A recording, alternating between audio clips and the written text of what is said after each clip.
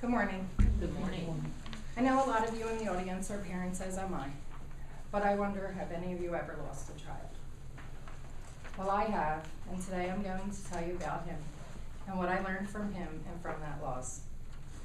Peter was 12 years old when he was run down by a hit-and-run drunk driver on Thanksgiving Day, 2004. He was walking to the corner store with his cousin at the time. He had just finished Thanksgiving dinner with his family. Peter taught me and my family many things in his short life. He taught us what it truly means to be resilient, to live each day like it was your last, and most importantly, the power of forgiveness. Resilience is defined by Merriam-Webster's online dictionary as an ability to recover from or adjust easily to misfortune or change. Peter showed his resilience at the age of 7 when he was diagnosed with severe hearing loss. Peter was at an age when being different wasn't something he wanted to be. I worried about the multiple surgeries that he would now face and how he would adjust to this diagnosis and the stigma that comes with wearing hearing aids. Peter was definitely one of the cool kids, and I say this because it's true, not because I'm his mother. I worried how his friends would treat him. Would he be bullied? Would he become angry? Much to my surprise, Peter faced this challenge head on. He proudly wore his hearing aids and was often an inspiration to other children at his school who were reluctant to wear their aids. Baldy Middle School gives out a small scholarship each year in Peter's name to a deaf and or hearing impaired child who embodies the qualities that Peter possessed. Resilience is seen each day in my family, but especially in my other children, Christine, Brittany, and Anthony. They were 16, 14, and 10 when Peter was killed. Each were in a different developmental stage, each grieving in a different way, with a different understanding of what death meant. It would have been very easy for any one of them to fall off track or go down the wrong path. Today, Christine is 24 years old and is a nurse at Children's Hospital of Philadelphia. Brittany is 22 and is in her final year of college where she's learning to be a teacher.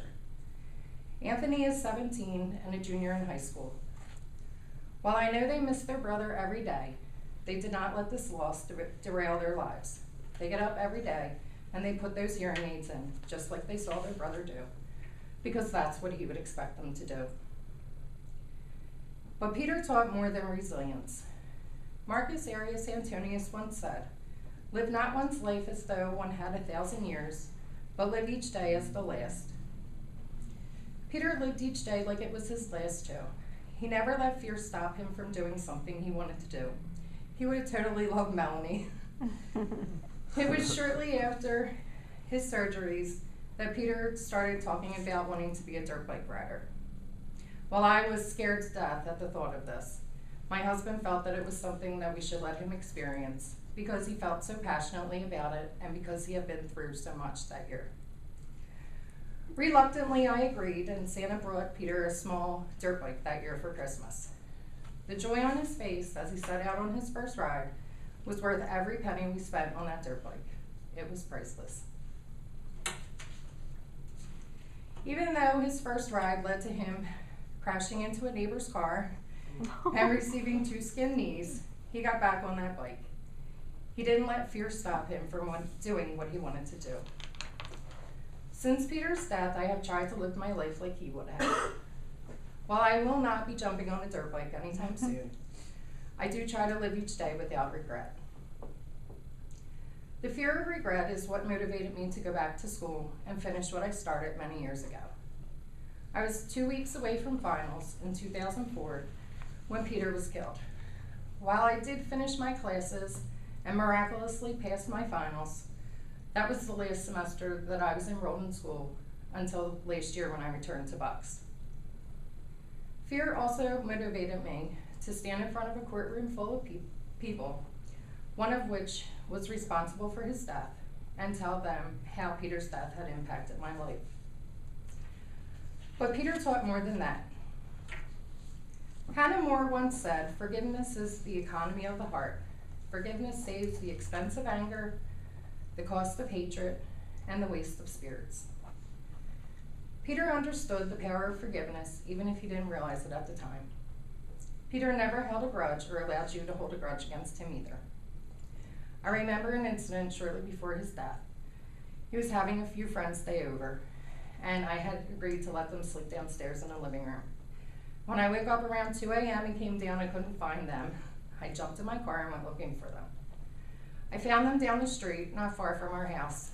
I honestly don't remember what it was they were doing, but I know I was furious with them for sneaking out. I brought them all home and I sent them to bed. A little while later, I noticed a letter being pushed under my door. It was from Peter, apologizing for what he had done. He wrote and delivered it before he went to bed. Ironically enough, that Thanksgiving dinner was the first time that I and my children had seen my father in about 6 months. My father and I had a disagreement about my brother George. Emotions ran high, and the end result was that we hadn't spoken in about 6 months. Peter and my other children convinced me to go to dinner that day. It was the only reason that I went. My father and I did not speak throughout that dinner. The first words that were spoken were when my dad showed up at the crash site that night. What a waste of time those 6 months turned out to be. Through Peter's life and death, I too have learned the power of forgiveness. I have seen firsthand the toll that anger can take on a person and a family. My parents have aged tremendously through the past 7 months. I know my dad is still haunted by the fact that he missed so much time with Peter because of our disagreement. I've also learned that it's not important to be the right one if being the right one means being filled with anger and resentment. Holding on to anger only takes time and energy away from the joy you could be experiencing. While I will never forget, I have forgiven the man who killed my son. I've decided after years of anger, tears, and resentment that he has taken enough from my family.